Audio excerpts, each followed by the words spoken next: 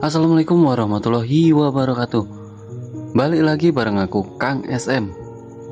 Mungkin sebagian dari kalian sudah banyak yang mendengar atau bahkan membaca cerita ini. Namun tidak ada salahnya jika diceritakan kembali agar menjadi pelajaran bagi kita semua, terutama buat kalian yang hobi mendaki gunung. Di sini banyak pesan moral yang disampaikan dalam cerita ini. Nah, cerita ini mengisahkan dua orang pendaki, cewek cowok, yang melakukan pendakian ke Gunung Ciremai via Linggarjati. Namun di sini kita tidak membahas saat pendakiannya, karena tidak ada hal-hal aneh selama pendakian itu, dan semua keanehan itu baru muncul saat mereka turun. Kita kenalan dikit. Jadi Gunung Ciremai, atau nama aslinya itu Gunung Ciremai ya, masuk di wilayah dua kabupaten, yaitu Kabupaten Kuningan dan juga Kabupaten Majalengka, Jawa Barat. Nah, gunung ini juga merupakan gunung paling tinggi di Jawa Barat. Nama gunung ini asalnya dari kata ceremai, tumbuhan yang ada buahnya kecil dan rasanya asem, tapi sering juga disebut Ciremai gara-gara biasa di Jawa Barat itu nama wilayah itu di depannya Ci. Jadi kebanyakan orang mikir namanya Ciremai padahal Ceremai. Oke lah, kita tak usah lama-lama lagi. Kita masuk ke cerita dari Aras Anggoro, teror Gunung Ciremai.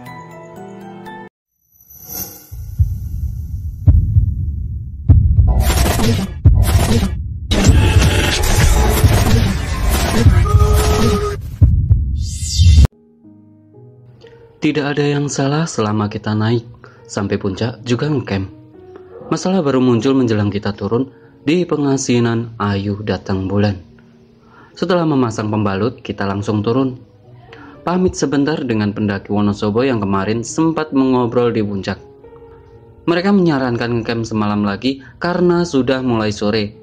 Tapi karena besok kita berdua kerja, ngecamp semalam lagi jelas nggak mungkin. Masuk hutan lagi. Ayo jalan duluan, aku di belakangnya biar bisa mengawasi. Kita berjalan pelan. Jalur Linggarjati agak bahaya untuk dibawa lari. Sebentar-sebentar Ayu minta istirahat. Mungkin pengaruh datang bulan. Keanehan mulai terasa ketika kita melewati pos Sanggabuana. Kita tidak bertemu satu pendaki pun yang naik. Padahal ramainya pendaki inilah yang membuat saya berani turun walau kesorean. Jam 5 sore, kita sampai di pos Batu Lingga. Ada sedikit tanah lapang buat kita istirahat. Di sini kita masak mie dan nyeduh kopi. Gimana Di? Udah sore banget. Game lagi apa gimana?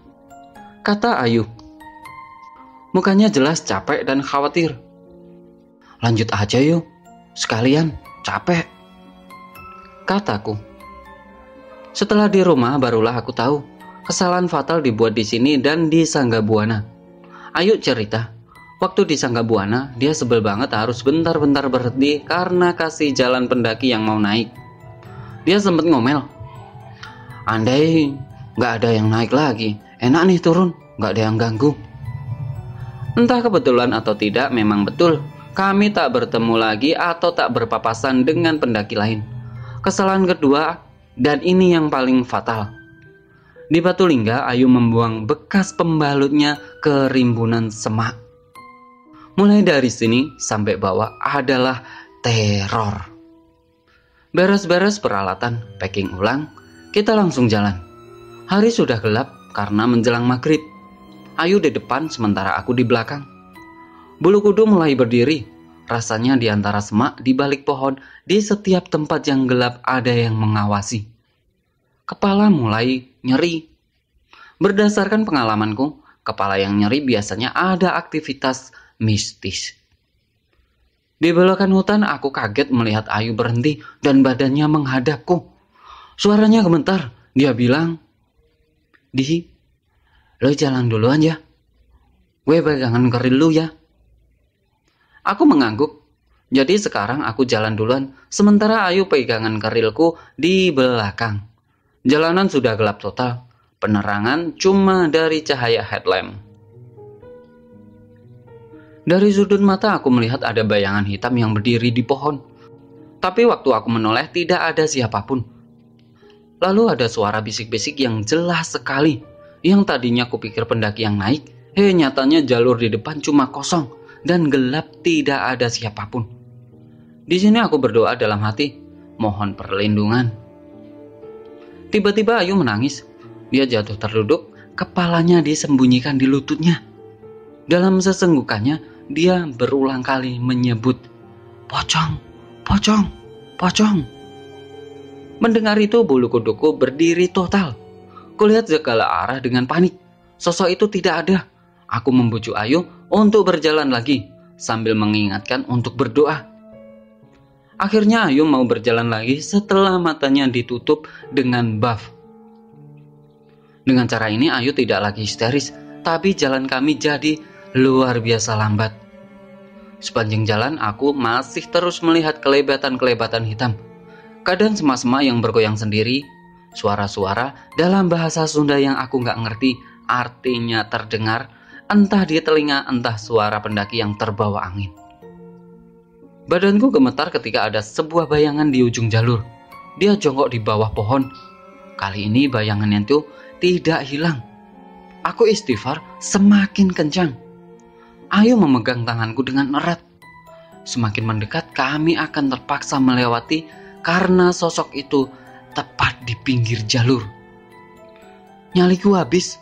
Aku diam di tempat, gemetar dan keringetan. Kali ini Ayu sudah memelukku. Dia walau tidak melihat apa-apa, tentu merasa ada yang ganjil. Lama aku berdiri berharap sosok itu hilang. Ternyata tetap di sana. Tiba-tiba punggungku ada yang menepuk. Seorang pendaki yang sedang turun. Alhamdulillah, kami selamat. Aku lega. Dia melambaikan tangan, mengajakku untuk jalan lagi. Aku langsung bergerak. Tiba-tiba sosok itu sudah hilang. Aku mengikuti pendaki ini hingga tiba-tiba dia hilang di kegelapan lagi. Sebuah suara pelan terdengar. "Jalan lurus saja, Bang. Jangan tengok ke kiri." Aku dan Ayu masih terus merayap pelan. Teror nyata bercampur dengan halusinasi membuat mentalku semakin lemah. Sedetik yang lalu aku merasa serta melihat tangan keluar dari tanah. Ternyata hanya akar. Dalam keadaan ini, akhirnya aku ambruk. Suara istighfar pelan masih terdengar dari mulut Ayu. Aku terbangun saat merasakan air segar di mulutku. Ternyata Ayu menuangkan air agar aku siuman. Kami mulai berjalan lagi. Keadaan sekarang berbalik. Aku yang hampir tidak punya tenaga tersisa dipapah oleh Ayu. Kelebatan-kelebatan bayangan masih terlihat di antara pohon. Di suatu tempat aku bahkan melihat kaki yang berayun-ayun. Tak berani memastikan kaki siapa itu, aku memejamkan mata. Setelah melewati turunan yang agak tajam, aku melihat di kiri jalur ada tenda. Aku lega, bukan main. Akhirnya kami selamat. 3 orang tampak sedang mengelilingi api unggun. 1 orang melihat kami. Dia melambaikan tangan. Aku dengan gembira setengah berteriak ke Ayu, "Yuk, kita mampir dulu ke situ, ngopi istirahat." Sambil menunjuk ke arah tenda. Tiba-tiba Ayu menamparku dengan keras sambil berteriak-teriak histeris.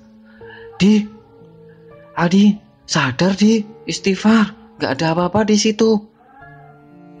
3 orang itu sekarang semuanya melambai-lambai memanggil. "Itu ada orang, yuk. Ayo ke sana. Gak enak, udah dipanggil-panggil. Ayo yuk." Ayu kembali menampar lebih keras sambil berteriak di kupingku menyuruh untuk istighfar. Kali ini ketika aku menengok ke kiri, 3 orang itu sudah berjarak 1 meter di dekatku. Sambil nyengir aneh, tiba-tiba kepalanya ketiga itu lepas dan jatuh ke tanah. Sambil cekikikan, kepala tadi menggelinding ke arahku. Aku histeris dan langsung lari. Beberapa lama baru aku sadar, aku meninggalkan Ayu di belakang. Kakiku lemas, jantung berderap kencang. Mau balik menyusul Ayu, aku kelewat takut. Tapi tak lama kemudian, kulihat Ayu berjalan turun. Begitu dekat, dia cuma menepukku mengajak jalan lagi. Aku berjalan mengikutinya dari belakang. Tapi Pelan-pelan aku memperlebar jarak dengan Ayu. Terus terang, aku nggak yakin Ayu yang jalan di dekatku adalah Ayu temanku. Segala doa aku panjatkan. Ada rasa menyesal kenapa aku tidak hafal ayat kursi. Aku berjalan dengan mata menatap ke tanah, karena di sekitarku penampakan ada di mana-mana. Bahkan sambil mata terpaku ke tanah, aku bisa melihat sebelahku ada kaki-kaki yang kulewati. Ada yang kecil, besar, ada yang hitam, ada yang memakai kain putih. Jantungku serasa mau copot ketika Ayu yang berjalan 3 meter di depanku tiba-tiba berlari dan langsung naik ke pohon sambil tertawa cekikikan. Aku langsung putar arah.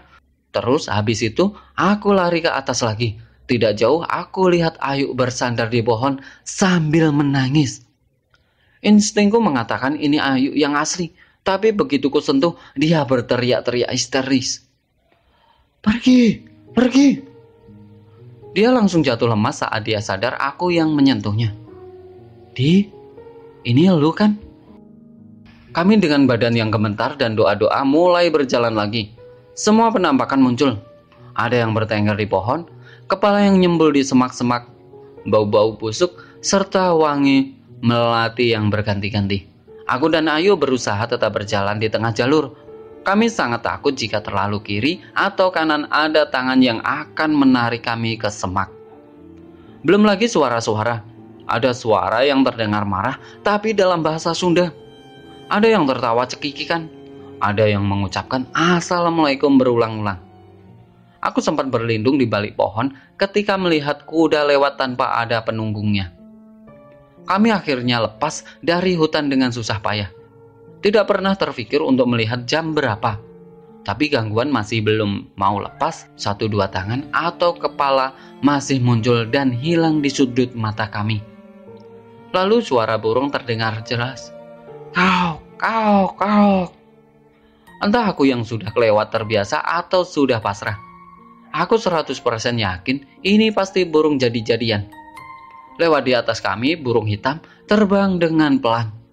Ternyata bukan burung jadi-jadian, itu burung biasa. Aku lega selega-leganya.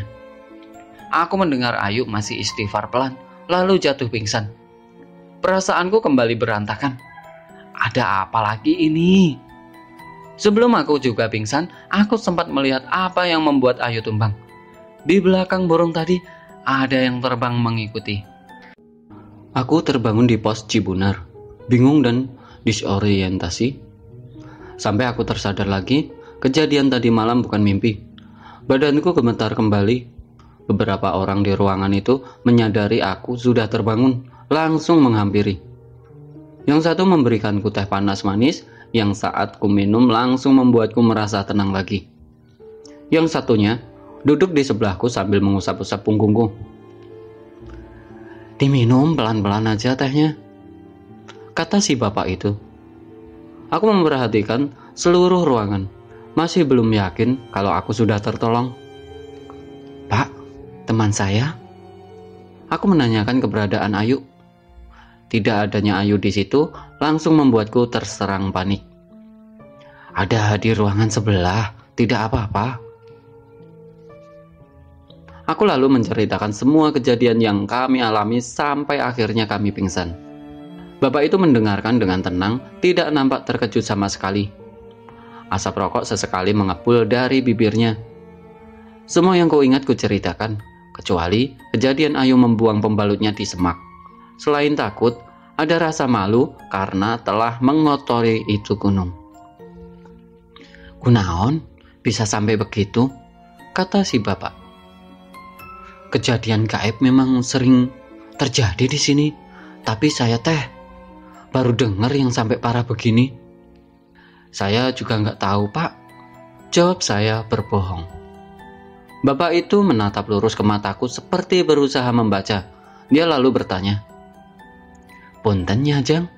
Punten, Bapak cuma nanya, kalian di atas zina? Aku gelagapan ditanya seperti itu. Astagfirullah enggak, Pak. Saya sama Ayu cuma temen. Kita juga bawa tenda masing-masing.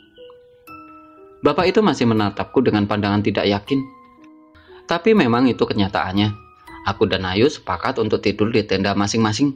Ayu membawa tenda satu orang yang sering kuejek sebagai tenda orang mati. Dan aku membawa top tent yang baru kubeli sebelum berangkat.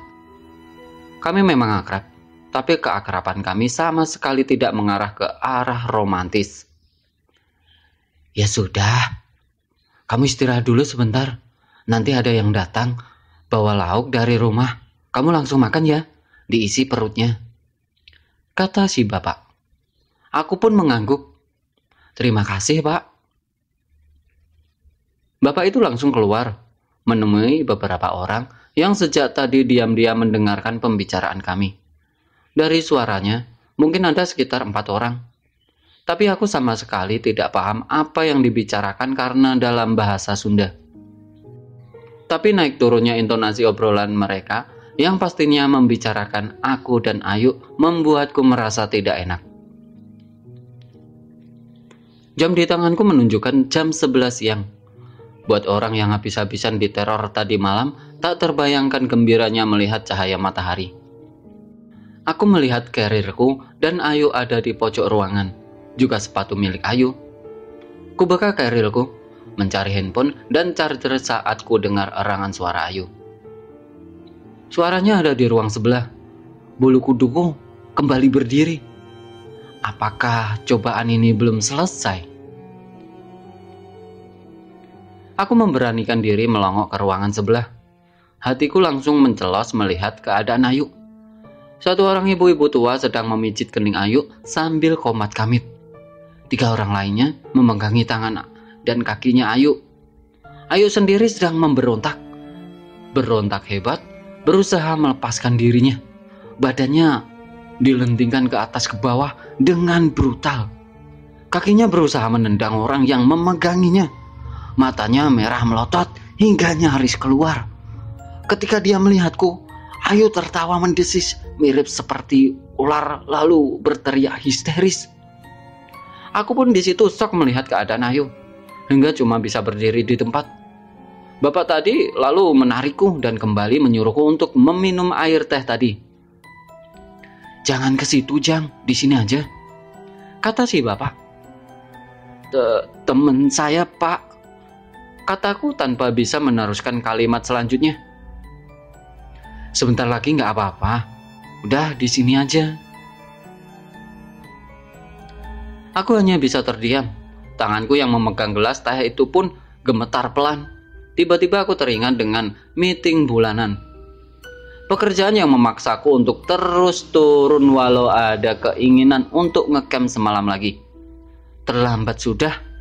Aku membayangkan murka atasanku atas ketidakhadiranku. Laporan-laporan yang harus kuserahkan. Wajah kecewa dari rekan-rekanku. Aku mendesah. Pak, kira-kira nanti sore teman saya udah normal belum ya, Pak? Bis arah Jakarta sampai malam kan ya, Pak? Saya hari Selasa harus sudah ngantor, Pak, tanyaku pada si bapak. Si bapak menjawab ringan, tapi bagai petir di telingaku. Sekarang teh hari Rabu, Jang. Astagfirullah, aku pingsan 3 hari. Tidak lama ibu tua tadi keluar. Dia berjalan lemah menghampiri kerumunan orang di depan. Di situ aku memperhatikan keriput tangannya. Ibu ini sudah tua sekali. Mungkin usianya hampir 70 tahun. Di situ dia berbicara pelan. Yang lain pun juga ikut mendengarkan. Pada suatu kalimat, beberapa orang tampak terkejut, lalu mengangguk-angguk tanda mengerti. Bapak tadi lalu menghampiriku. Jang, kita turun duluan ya. Kamu bapak bonceng. Teman kamu nanti nyusul turun, soalnya motornya cuma 1. Aku tidak bisa tidak selain setuju. Ketika akan mengangkat keril, si bapak melarang. Udah di situ aja, biar nanti ada yang nurunin. Ayo, Jang, kata si bapak.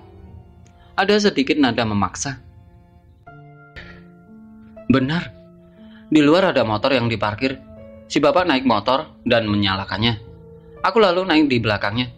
Tapi ketika digas motor itu tiba-tiba mati. Aku turun lagi karena si bapak tampaknya akan menyela motor. Sekali salah langsung hidup. Aku naik lagi, tapi ketika digas, motor itu mati lagi. 2 orang lalu menghampiri kami. Yang seorang menggantikan si bapak dan menyalakan motor. Motor itu kembali normal menyala. Dia lalu berjalan 5 meteran, lalu putar lagi. Normal semua. Tapi kembali mati ketika aku naik motor itu. Aku merasa tampaknya penghuni Ciremai tidak akan mau melepaskan kami dengan mudah. Akhirnya jam 4 sore, si bapak itu memanggilku masuk. Di dalam ada si ibu tua yang sudah menunggu. Ibu itu mengatakan sesuatu kepada si bapak yang mendengarkan dengan menunduk menatap lantai. Ibu ini pastinya tidak bisa berbahasa Indonesia. Jang, si Mak udah berusaha, tapi setan yang masuk ke tubuh temen si Ujang ada banyak. Dikeluarin satu, yang lain masuk. Begitu terus. Dan ada satu makhluk yang emak sendiri nggak bisa ngeluarin. Bentuknya ular hidung bertanduk.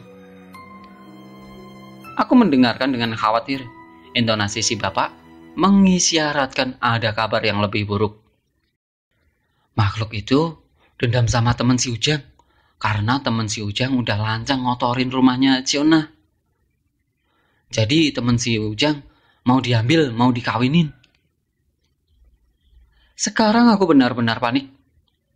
Pak, tolong pak. Bilangin saya minta maaf. Tolong pak.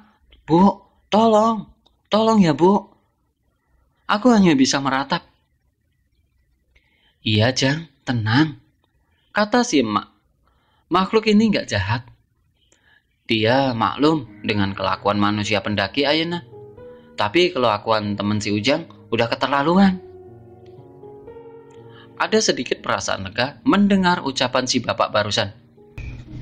Dia akan ngelepas teman si Ujang, tapi ada syaratnya. Sambung si bapak. Apa syaratnya pak? Tanyaku yang sedikit khawatir. Ujang teh malam ini harus naik dan ambil lagi kotoran yang kemarin dibuang oleh temen si Ujang. Seluruh sendi di tubuhku langsung bergetar hebat mendengar syarat barusan. Aku yang belum tentu setahun sekali melaksanakan sholat, maghrib itu aku sholat dengan khusyuk. Setelahnya aku berdoa hingga menitikkan air mata mohon perlindungan Allah. Sehabis berdoa, si bapak yang mengimami aku untuk sholat maghrib berbalik ke arahku. Jang, nanti habis sholat isya langsung berangkat ya. Nggak usah takut, bismillah aja. Yang penting doa jangan putus ya. Aku cuma diam dan mengangguk.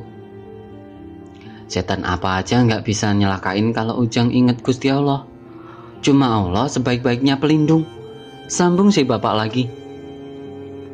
Setelah isya, aku mengisi kerilku dengan 2 botol air mineral. Ku cek lagi headlamp juga senter. Semua siap. Lalu ku tengok sekali lagi keadaan Ayu.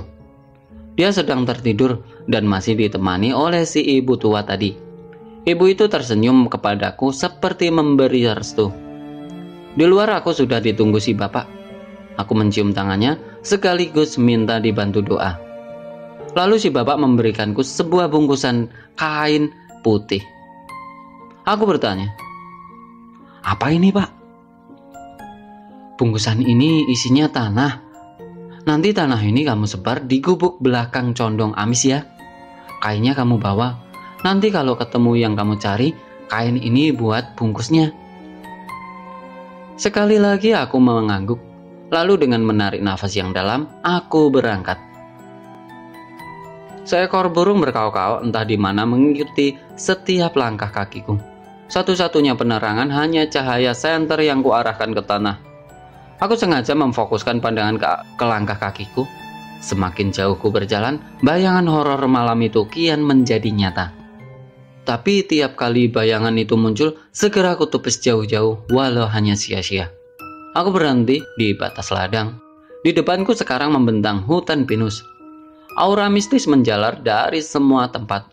Dengan mengucap bismillah, aku melangkahkan kakiku.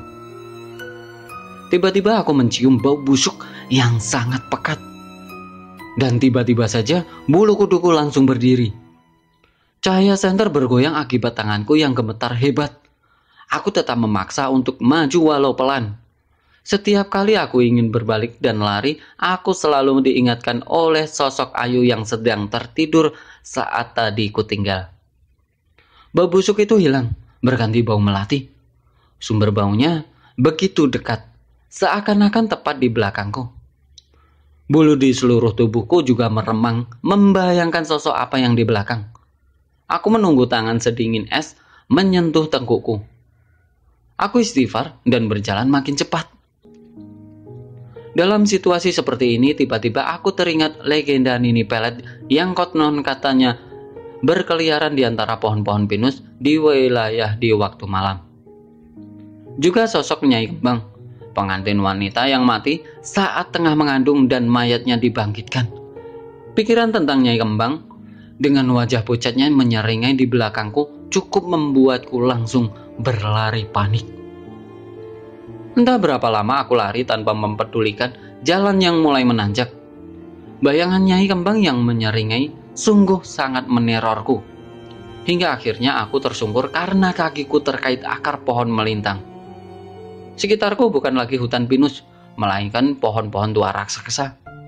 Di depanku jauh ke atas nampak sebuah bangunan gubuk kayu. Dari posisiku, saat ini bayangan gelap bangunan itu yang diselimuti kabut tipis seakan memberikan peringatan untuk jangan coba-coba berani mendekat. Dengan ragu ku senteri bangunan kosong itu. Mungkin ini yang dimaksud gubuk condong amis yang dimaksud bapak itu. Pelan dan ragu aku mendekati bangunan di tengah hutan ini.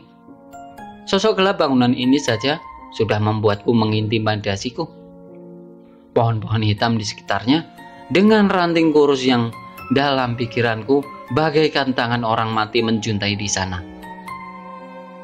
Aku berhenti 10 meter di depannya, menyorot-nyoroti cahaya senterku yang setiap pojokan ada sesuatu. Tapi ternyata, lega setelah tidak ada sosok apapun yang bersembunyi di kegelapan itu. Kemudian tanganku merogoh kantung celana dan mengambil bungkusan kain putih berisi tanah. Warna putih kain itu langsung membuatku bergidik ngeri. Lalu ku buka ikatannya. Kemudian ku tuangkan tanah di dalamnya ke tanganku. Ku tarik nafas langsung ku berikan. Ku berlari ke belakang pondokan itu. Lalu secepatnya ku sebar tanah tadi sesuai permintaan si bapak. Aku sengaja melakukannya dengan cepat karena ngeri membayangkan apa yang ada di belakang pondokan itu. Tapi tiba-tiba muncul sebuah putih menyimbul di antara semak. Matanya membelalak, lebar, tepat di depanku. Aku langsung jatuh duduk sambil berteriak-teriak histeris. Ketika aku memberanikan diri untuk membuka mata, sosok itu tiba-tiba langsung berdiri di sana, bertolak pinggang. Aku masih dalam keadaan jatuh terduduk. Syok, jelas itu. Sosok itu mengeluarkan suara yang aneh. Apa-apaan weh? Aku langsung menguasai diri. Sosok ini ternyata manusia biasa. Pendaki? Aku masih bengong tak percaya melihat manusia normal berdiri di hadapanku. Sosok itu bicara lagi. Kali ini tangannya menunjuk ke kolong gubuk. Apa-apaan? Mie gue jadi nggak bisa dimakan, boy. Aku terpana.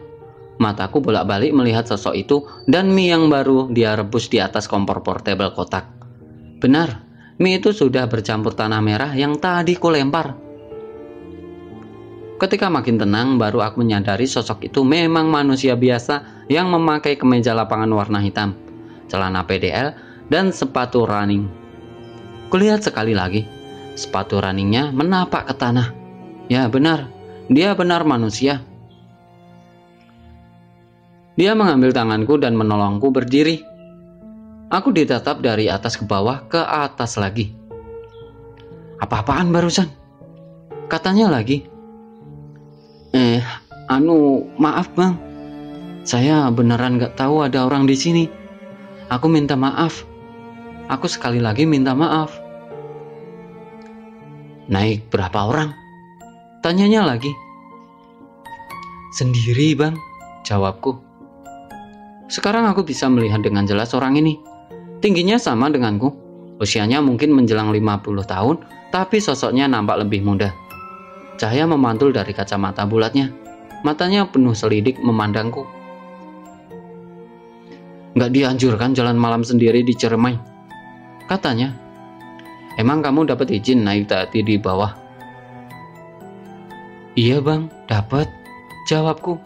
Sengaja tidak terus terang alasanku naik. "Ya udah, istirahat dulu aja. Mau mie? Gua masak dulu. Yang tadi harus dibuang gara-gara lu." Barulah aku sekarang melihat dengan jelas. Di belakang gubuk ini dia menggelar matras. Kerilku berasa berdiri menyandar di tiang kayu. "Siapa nama lu? Dari mana?" katanya sambil menyalakan api di kompor. "Saya Adi bang, dari Jakarta. Halo abang," jawabku kemudian. Sambil tetap di belakangku, sibuk dengan kompornya, dia menjawab, "Gua Moka."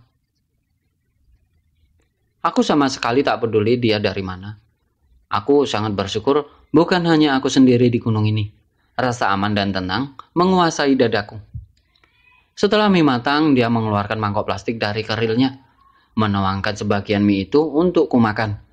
Sedang dia sendiri memakan mie tadi langsung dari nesting. Sambil makan dia terus-terusan memperhatikanku. Setelahnya dia mengeluarkan rokok kretek dari kantong bajunya, lalu menghisapnya dalam-dalam. "Jadi lu orangnya ya?" katanya, seakan berbicara pada diri sendiri. Gimana bang, maksudnya?" tanyaku yang tak yakin arah pertanyaan itu. Dia memandangku dengan tatapan kesal. "Kalian tuh semua pendaki sama saja. Biasanya cuma ngotorin gunung. Nggak punya rasa hormat." Aku terperangah. "Hah? Abang udah tahu ya?" "Mak Encep nitipin lu ke gua. Dia yang cerita semua, mulai dari sini sampai atas lu bareng gua," katanya lagi. "Mak Encep? Mak Encep siapa bang?" tanyaku yang bingung. Bocah emang gak ada hormat-hormatnya sama orang tua. Mak Encep yang dari kemarin nolongin lu sama temen lu. Kalau nggak ada Mak Encep, temen cewek lu pasti udah lewat dibawa ke alam lain, jawabnya ketus. Oh, rupanya ibu tua yang terus-terusan menjaga Ayu di Jubunar itu namanya Mak Encep. Aku memang sama sekali tidak bertanya nama ibu tua itu, juga bapak yang menjagaku. Ada rasa menyesal menyadari betapa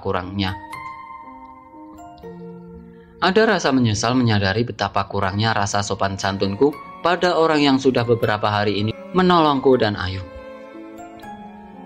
"Mak Encep juga ngejagain lu lewati hutan pinus. Makanya lu aman sampai sini. Kalau enggak, lu udah dimakan setan." "Tapi saya jalan sendiri tadi bang. Mak Encep, setan pengantin?" Aku bertanya bingung. Tapi dia tidak menjawab. Dia cuma tersenyum. Sambil membereskan kerilnya, aku bergidik mengingat rasa dingin yang menjalar tengkukku tadi. Mungkin setan pengantin itu benar-benar ada di belakangku. Selesai packing kerilku, dia jongkok dan berkata serius, "Mulai dari sini, perjalanan kita nggak akan gampang. Lu cukup ngikutin gua, baca doa-doa yang lu tahu. Pikiran jangan sampai kosong, ingat." Iya bang, jawabku. Kita bakal disambut semua penghuni Ciremai. Dari yang bentuknya abstrak sampai solid. Dari yang nyarut jadi manusia sampai yang mukanya berantakan. Siapin mental lu. Kalau lu nggak selamat dari sini, temen lu di bawah juga nggak bakal selamat. Iya bang, jawabku lagi. Lu inget dua ini. Kalau tiba-tiba muncul suara gending gamelan, apapun yang terjadi, kita harus diam. Jangan bergerak. Paham lu? Iya bang. Yang keduanya apa? Lu bakal ngelihat banyak penampakan nanti. Tapi ada satu penampakan yang berbahaya. Ini sangat berbahaya. Penampakan Kalong WW. Itu yang gimana ya bang? Terus saya harus gimana kalau ada yang gituan? Pikiranku langsung kalut. Kalong Wewe itu bentuknya perempuan telanjang, rambutnya awut-awutan, lehernya miring kayak patah, lidahnya ngejulur keluar, teteknya panjang ngegantung sampai ke paha. Aku hanya bisa menelan ludah membayangkan sosok itu. Kalau dia muncul, lu harus pura-pura nggak lihat. Apapun yang dia lakukan, walau mukanya nempel di muka lu harus pura-pura nggak lihat. Kalau enggak gimana bang? Kalau dia sampai tahu, lu bisa lihat, lu bakal ditarik ke atas pohon. Artinya lu ditarik ke alamnya, dan lu nggak bakal bisa balik lagi. Iya bang. Di sini badanku mulai gemetar. Ya, doa aja makhluk itu nggak muncul. Susah nolong orang yang udah diculik Kalong Wewe.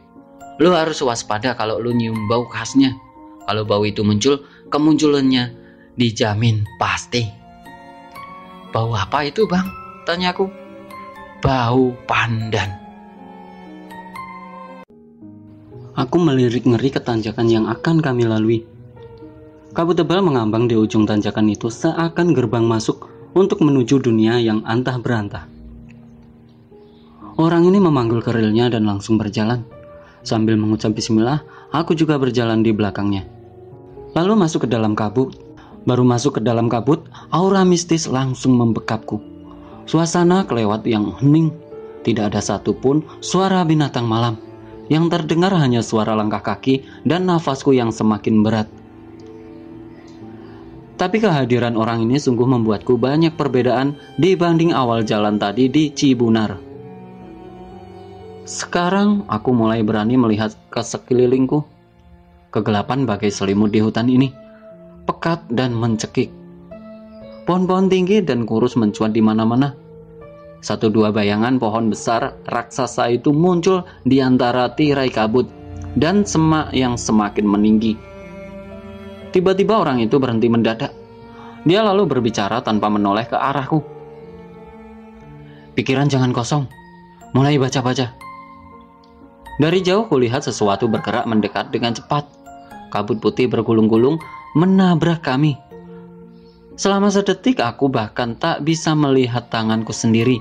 Kabut itu hilang dalam sekejap, diikuti rasa dingin seakan yang memelukku. Tubuhku mulai menggigil kali ini. Orang itu masih berdiri diam di tempatnya. Aku langsung melihat apa yang membuatnya tak bergerak. Seekor kelabang sebesar paha orang dewasa. Makhluk itu merayap pelan, melintang menghalangi jalur. Buku-buku badannya hitam mengkilat. Sulur di kepalanya bergerak-gerak liar. Aku diam mematung berharap makhluk itu segera hilang. Namun alih-alih menjauh, kelabang itu malah merayap mendekat. Sulur di kepalanya baru menyentuh betisku ketika tiba-tiba orang itu mengeluarkan parang dan membelah kelabang itu menjadi dua. Sebelah badannya menggelepar liar di tanah, sementara yang sebelah justru merayap ke pahaku. Aku berteriak sejadi-jadinya sambil mengibaskan kaki. Dengan tak acuh, orang itu menarik sisa tubuh kelabang dari tubuhku. Dibantingnya, lalu dibuang ke semak-semak. Dengan muka sebal dia melirikku dari balik kacamata bundarnya. Malam masih panjang boy, katanya sambil berjalan meninggalkanku. Nafasku hampir habis mengikuti irama jalannya. Walau menggendong keril segunung tapi langkahnya tampak ringan. Ada sebuah pin menempel di kerilnya, tapi aku tak berhasil membaca tulisannya. Dia mencolek bahuku dan menunjuk ke atas. Mataku mengikuti arah yang dia tunjuk dan seketika tubuhku bagai tersengat listrik. Di dahan pohon yang paling tinggi nampak sosok perempuan. Kakinya menjuntai di bawah. Kuntilanak, katanya sambil nyengir. Kakiku kembali gemetar. Rasanya tak ada tenaga sedikit pun untuk bergerak sekuat apapun ku berusaha. Bukan cuma ada satu, tapi dua. Seketika aku menyadari sosok itu ada di setiap cabang pohon. Jumlahnya puluhan, menggantung di sana sini, hanya diam, tak bergerak, dan tak bersuara. Bang, tolong. Bahkan suara yang keluar dari mulutku pun bergetar. Dia malah tertawa melihatku bersimbah keringat. Dia mengamit lenganku dan mengajakku jalan lagi. Cuma begitu aja mereka itu nggak bisa lebih, kuntilanak nggak akan nyekek lu, apalagi gigit. Bisanya cuma nongol, berharap manusia yang diganggu mentalnya lemah kayak lu. Terus terang, aku takjub dengan abang ini. Bicara miring tentang hantu tanpa rasa takut sama sekali. Jalan semakin ke atas, penampakan muncul di mana-mana. Beberapa bahkan tepat di pinggir jalur. Bukan hanya kuntilanak, tapi juga banyak wujud lain. Beberapa wujud muncul dalam keadaan tidak utuh. Ada yang tanpa kepala, ada yang tidak punya rahang, bahkan ada yang kepalanya terbelah. Beberapa yang lain muncul dengan organ tubuh yang tidak pada tempatnya. Semakin aneh bentuknya, menandakan rendahnya level mereka di dunianya. Yang bisa mereka lakukan cuma muncul dan hilang, muncul dan hilang. Begitu terus. Kalau lu takut dengan godaan makhluk selevel rendah ini, itu menandakan rendahnya level iman lu, boy. Ucap orang itu tenang. Sebaliknya, semakin sempurna bentuknya, menandakan semakin tinggi levelnya. Makhluk-makhluk model begini yang wajib diwaspadai, boy. Bukan cuma bentuknya, tapi juga pakaian, tingkah laku, dan tutur katanya. Setan-setan yang paling baik adalah setan-setan yang paling berbahaya, boy. Sambung orang itu. Kadang makin sulit membedakan manusia dengan setan, boy. Dari belakang kulihat menyalakan rokok. Ternyata abang itu mulai merokok lagi. Asapnya terlihat mengepul tipis. Bahkan dia bisa berjalan sambil merokok. Stamina orang ini luar biasa. Kuntilanak yang berdiri terlalu dekat di jalur, lalu ia sembur dengan asap rokoknya dan bisa menghilang. Dari dulu di gunung ini sudah tidak terhitung banyaknya pendaki yang hilang. Tiap generasi nggak pernah kekurangan orang-orang nggak punya etika kayak lu dan temen lu. Orang itu tiba-tiba ngomel sendiri. Nyampah, zinah, berisik, ngomong sembarangan, nantang-nantang. Lanjut orang tersebut. Di sebuah persimpangan kami berhenti. Jalan di sebelah kanan tampak sudah lama tidak terlewati. Bebatuannya berlumut, tanda jarang diinjak oleh orang. Jalan yang sebelah kiri terbuka lebar. Jalurnya nampak jelas, sering dilalui orang. Kalau lu terpaksa sendiri, jalan mana yang lu pilih, boy? Tanya orang itu padaku. Kiri. Jawabku dengan cepat. Lu mati, kata orang itu. Jalan sebelah kiri ini gak pernah ada. Di balik semak-semak ini cuma jurang, kuburan buat banyak pendaki. Aku terkesiap ketika menyadari kami telah berhenti di persimpangan. Jalur sebelah kiri yang tadi kulihat sekarang berubah menjadi semak belukar. Kami meneruskan jalan. Semakin ke atas, penampakan semakin menjadi-jadi. Mereka juga semakin berani. Sebuah bayangan hitam menabrakku dan lewat begitu saja dan meninggalkan bau amis darah. Bayangan lain meloncat-loncat dari pohon ke pohon. Nafas-nafas berat, kadang menggeram, seringkali terdengar.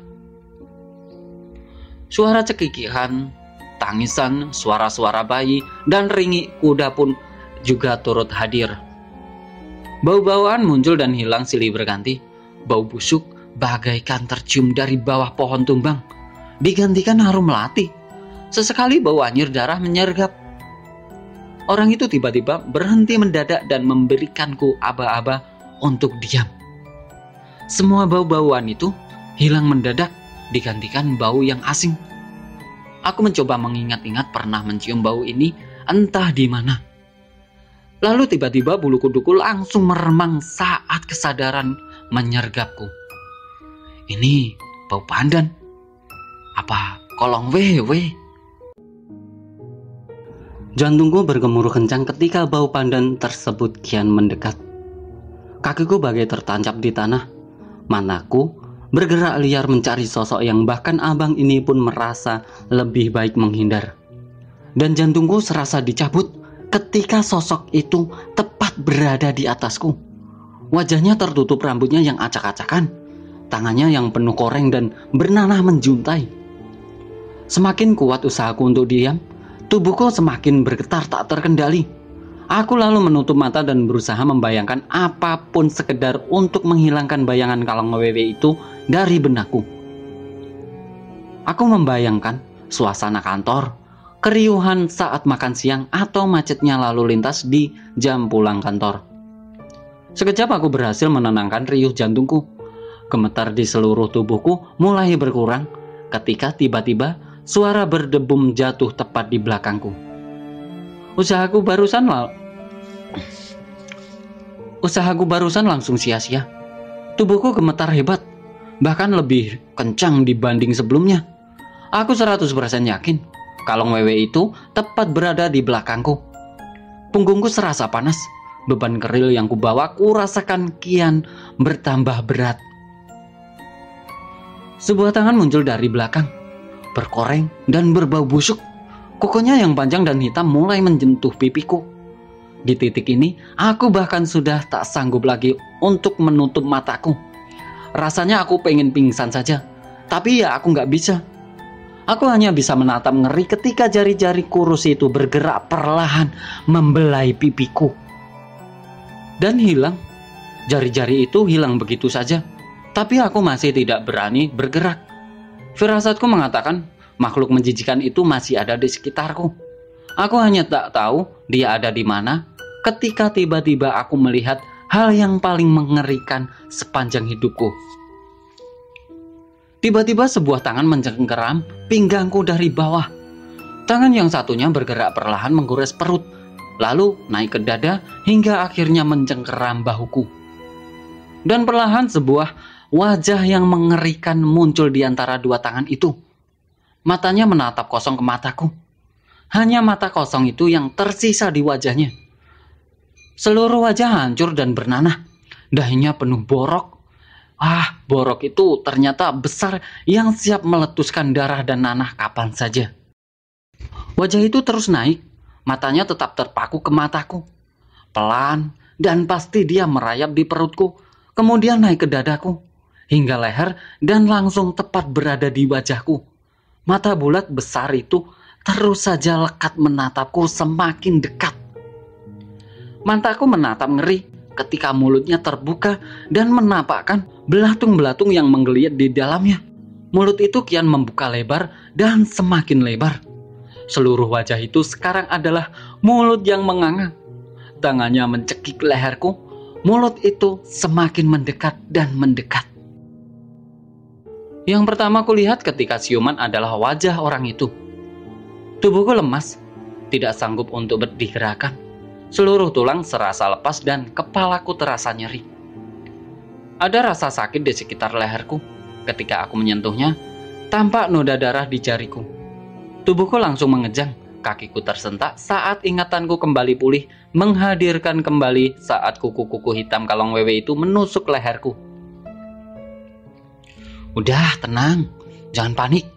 Setan sialan itu udah gak ada, kata orang itu sambil membantuku untuk minum teh hangat. Mendengar itu aku kembali tenang, tapi rasa sakit di sekitar leherku masih terasa panas. Bekas hitam di leherku kelak tidak akan hilang selama berminggu-minggu. Terima kasih, Bang. Suaraku terdengar lirih, tapi aku sungguh-sungguh berterima kasih. Tanpa kehadirannya, entah bagaimana nasibku dan nasib si Ayu. Bukan gue, jawabnya pelan, sambil membereskan kompor bekas memasak air panas. Suaranya terdengar lemah. Aku masih memandanginya, menunggu jawaban. Merasa diperhatikan, dia menghentikan aktivitasnya dan menatap serius padaku.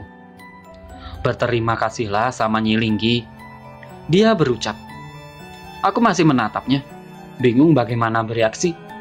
Nyi Linggi? Siapa, Bang? Tanyaku kemudian. Dia tampak kesal dengan pertanyaanku.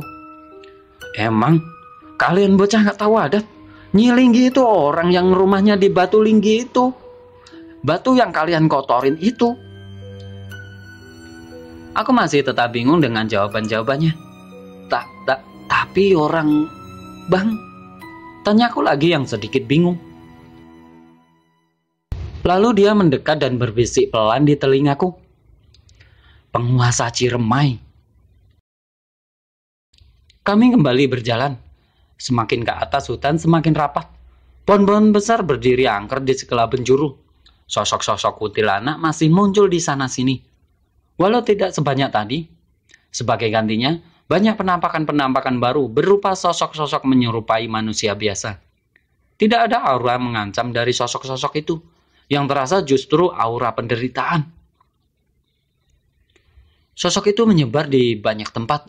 Ada yang tiduran di jalur, di bawah pohon, ada yang menangis sesenggukan di antara semak-semak. Semua sosok itu adalah laki-laki. Wajahnya nampak seperti wajah orang desa biasa. Di suatu tempat, aku bahkan harus berjalan zigzag agar tidak menginjak orang-orang ini. Aku mengenali tempat ini. Sebentar lagi di atas adalah tempat aku dan Ayu mendirikan tenda pada malam pertama saat mendaki. Dan benar saja, tidak lama kami mendapati lahan agak terbuka. Di sana kulihat ada satu tenda yang berdiri. Ada sebuah penanda berwarna kuning di pohon yang bertuliskan kuburan kuda. Wajahku sumringah melihat kehadiran orang lain di gunung ini. 2 orang pendaki yang sedang sibuk memasak.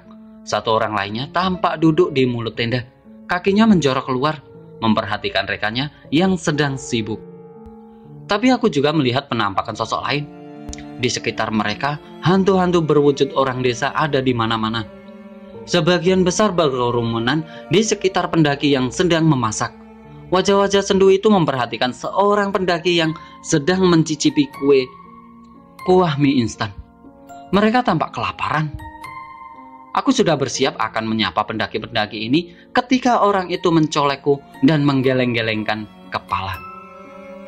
Sekarang ini nggak bisa melihat kita, katanya. Aku pun terperangah mendengarnya. Apakah aku sudah jadi hantu? Kita dan mereka ada di tempat yang sama, tapi berbeda dimensi. Sambung orang itu lagi. Percuma menyapa, mereka nggak akan dengar. Aku lalu menunjuk sosok-sosok hantu kurus berwujud orang desa itu, meminta penjelasan. Mereka tadinya orang kampung biasa di kaki gunung. Mereka dibawa ke sini untuk kerja Romusa di zaman Jepang, disiksa, kelaparan, dan akhirnya dieksekusi. Mayatnya dibuang di daerah ini, boy. Aku iba mendengar masa lalu pahit yang harus hantu-hantu ini alami. Orang itu menggamit lenganku, mengajakku kembali untuk meneruskan perjalanan. Aku mengangguk, lalu mulai melangkah. Ada rasa sedih harus berpisah dengan pendaki-pendaki ini.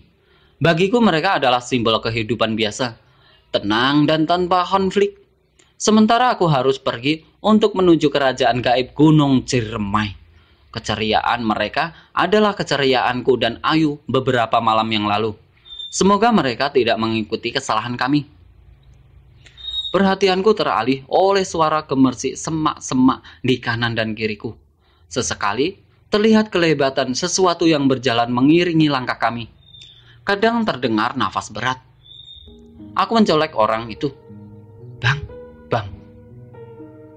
Kemudian dia malah menepis tanganku dan mengisyaratkan agar terus berjalan. Tapi aku tak bisa menepis rasa takut dan keingintahuanku hingga terus-terusan mencolek tangannya.